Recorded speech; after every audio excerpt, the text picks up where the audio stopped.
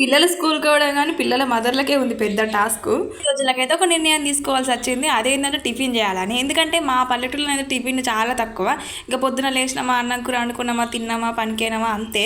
కానీ ఇంక ఇప్పుడు పిల్లల విషయంలోనైతే మా ఓన్ వ్యాన్ ఫస్ట్ 8:30కి అట్లా వచ్చేది. ఇప్పుడు 7:30కి వస్తుంది. ఇక అంత ప్రొద్దున అన్నం ఏం తింటారని చెప్పేసి ఇంకా టిఫిన్ చేద్దామని మస్తు ఇయర్స్ తర్వాత ఈరోజు ఇంకా దోశ పిండి అయితే ప్రిపేర్ చేస్తున్నా.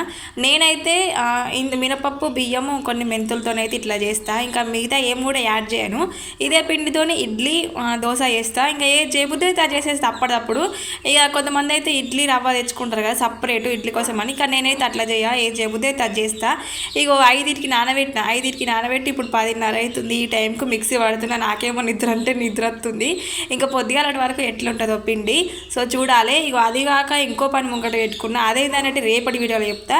ఈ వీడియో ఇప్పుడు అయిపోలేదు, ఇంకా నెక్స్ట్ ఉంది, కంటిన్యూ అవుతుంది. అంతలోపు వీడియోకి లైక్ చేయరు.